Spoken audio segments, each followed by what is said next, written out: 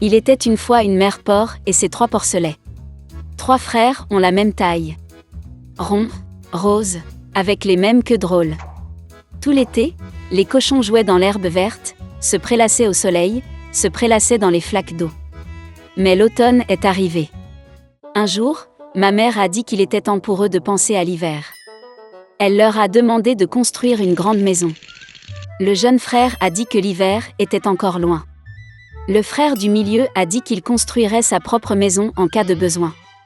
Et le frère aîné a décidé de construire la maison lui-même. Les frères cadets et intermédiaires n'ont fait que jouer à leur jeu. Il faisait de plus en plus froid chaque jour. Le jeune frère a décidé de construire une maison en paille.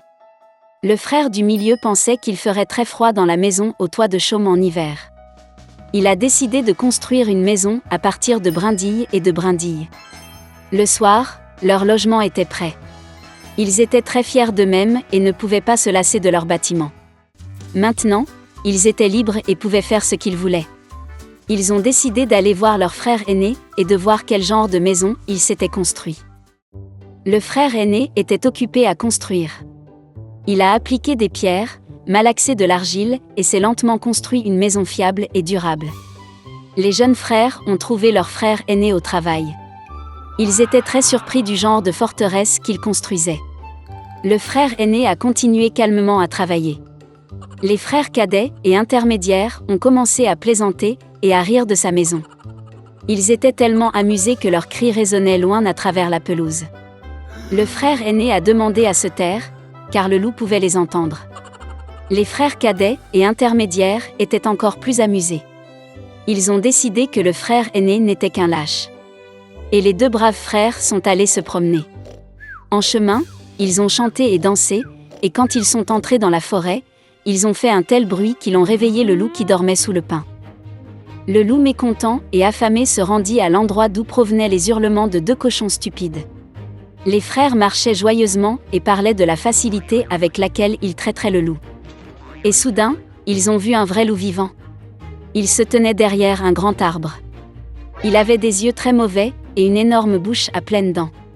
Les frères étaient si effrayés que leurs queues minces tremblaient finement, finement. Le loup se prépara à sauter, il fit claquer ses dents et cligna de l'œil droit. Les porcs reprirent soudain leurs esprits, hurlant à travers la forêt, se précipitèrent pour s'enfuir. Soulevant des nuages de poussière, ils se précipitèrent chacun dans sa propre maison. Le jeune frère a couru vers sa hutte au toit de chaume et a claqué la porte devant le loup. Le loup grogna et demanda d'ouvrir la porte. Le jeune frère, par peur, ne put prononcer un mot. Puis le loup a commencé à souffler. Le toit léger s'est instantanément envolé de la hutte au toit de chaume. Le loup prit une profonde inspiration et souffla une seconde fois, et la maison en chaume vola dans toutes les directions. Le loup était ravi, claqua des dents et se jeta sur son jeune frère. Mais le cochon esquiva habilement et courut. Il a couru à la maison du frère du milieu. Les frères réussirent à s'enfermer et se regardèrent avec consternation. Le loup s'est fâché et a commencé à souffler. La maison est légèrement de travers. Le loup a soufflé une seconde, puis une 3e, puis une 4e fois. Mais la maison était toujours debout. Le loup prit une profonde inspiration et souffla pour la 5e fois. La maison a tremblé et s'est effondrée. Une seule porte resta quelque temps au milieu des ruines. Dans l'horreur, les porcelets se sont précipités vers la maison de leur frère aîné. Le loup a couru après eux. Il était sûr que cette fois les porcs ne le fuiraient pas. Les porcelets se sont rapidement précipités devant le grand pommier sans même le heurter. Et le loup n'a pas eu le temps de se retourner et a heurté le pommier, qui le recouvrait de pommes. Une pomme dure le frappa entre les yeux. Une grosse bosse sauta sur le front du loup. À ce moment-là, les frères cadets et intermédiaires ont réussi à pénétrer dans la maison du frère aîné et à verrouiller la porte. Le loup courut vers la porte, grogna et demanda d'ouvrir la porte.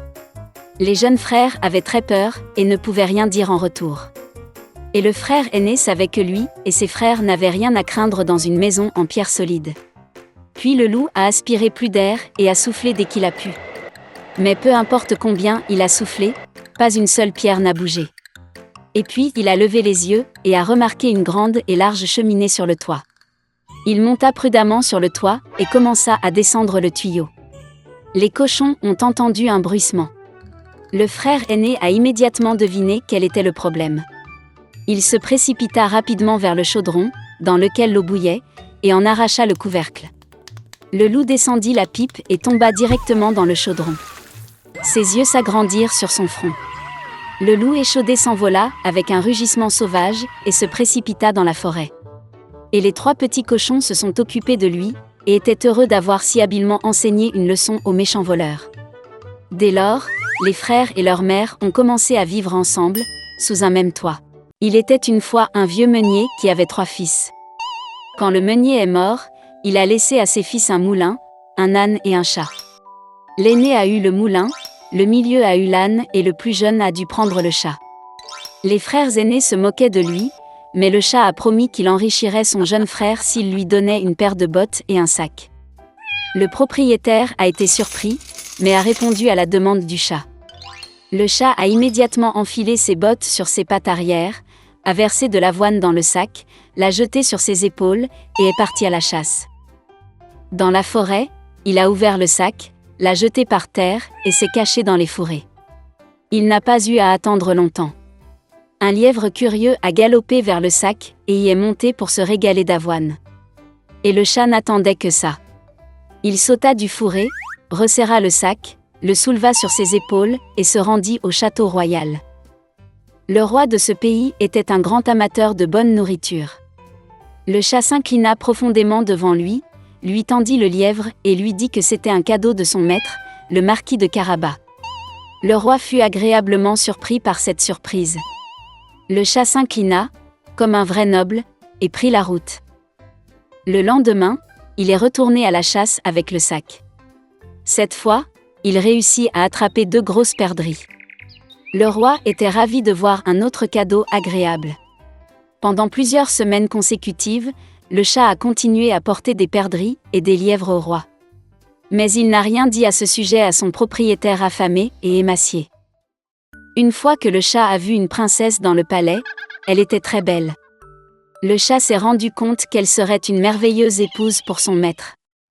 Et donc le roi voulait enfin rencontrer le marquis. Le chat a répondu qu'il pourrait le retrouver demain pour une promenade là où se trouvaient les moulins. Et lui-même courut à toute allure vers le moulin. En voyant le propriétaire, le chat a dit que demain il devra nager dans la rivière, puis sa vie changera. Le lendemain matin, dès qu'il est entré dans l'eau, le chat a attrapé ses vêtements et les a cachés dans les buissons. À ce moment, la voiture royale parut sur la route. Le chat a sauté sur la route et a crié à plein poumon : « Sauve-moi ! Aidez-moi ! Le marquis de Carabas se noie. » En entendant cela, le roi a ordonné de tirer le marquis hors de l'eau. Le fils du meunier a eu très peur lorsque 2 gardes ont commencé à le traîner hors de la rivière, où il se prélassait dans l'eau chaude. Le roi a ordonné de lui apporter sa tenue de soie. Le fils du meunier a d'abord refusé, mais il a tellement aimé les vêtements brodés d'or qu'il a volontiers enfilé la tenue royale. Le roi l'invita à monter dans la voiture, où était assise la belle princesse. Le fils du meunier fut stupéfait, mais sans plus tarder monta dans la voiture. Une minute plus tard, la voiture roulait à travers les champs et les prairies qui appartenaient aux géants mangeurs d'hommes qui vivaient dans un immense château. Le chat ne perdit pas de temps, et quel était l'esprit se précipita devant la voiture vers le pré, où les moissonneurs travaillaient à la sueur de leur front. Il leur a demandé de dire que ces champs appartiennent au marquis de Carabas, sinon le cannibale maléfique les mangera. Avant que les moissonneurs étonnés ne puissent répondre, la voiture du roi s'arrêta. Et quand le roi demanda de qui il s'agissait, ils répondirent dans un chœur amical que ces champs appartenaient au marquis de Carabas.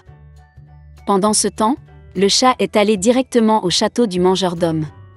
Avec une dextérité féline, il sauta par-dessus le mur de pierre et pénétra dans le château. Le cannibale était assis à une grande table chargée de divers plats. Voyant le chat botter, il fut très surpris d'une telle impudence. Le chat a commencé à taquiner le géant et a dit qu'il ne pouvait pas se transformer en lion. Avant que le chat n'ait eu le temps de prononcer ces mots, le cannibale s'est transformé en un énorme lion avec une crinière hirsute. L'âme du chat est entrée dans ses bottes par peur, mais il l'a surmonté et a dit que le cannibale ne pourrait jamais se transformer en souris. Le terrible lion a disparu et une petite souris est apparue à sa place. Et c'était tout ce dont le chat avait besoin. En un clin d'œil, il a rattrapé la souris, l'a attrapée et l'a mangée. À ce moment précis, la calèche royale pénétra dans la cour du château. Ouvrant les portes de la voiture, le chat s'inclina poliment et dit qu'il était heureux de voir tout le monde dans le château du marquis de Carabas. Il est difficile de dire qui était le plus engourdi de stupeur à ces paroles, le roi ou le fils du meunier, qui ne comprenait déjà rien du tout. Le chat a emmené les invités à table. À la fin du dîner, le roi, après avoir mangé au maximum, a dit que le marquis était en effet un homme très digne, donc il donnerait volontiers sa fille à sa femme. La princesse était heureuse, jeune, belle et d'ailleurs, elle aimait beaucoup le riche marquis. Bientôt, ils ont joué un mariage. Le fils du meunier épousa donc une princesse et devint prince. Ils ont tout vécu heureux pour toujours, en particulier le chat, qui arpentait fièrement le palais en bottes hautes.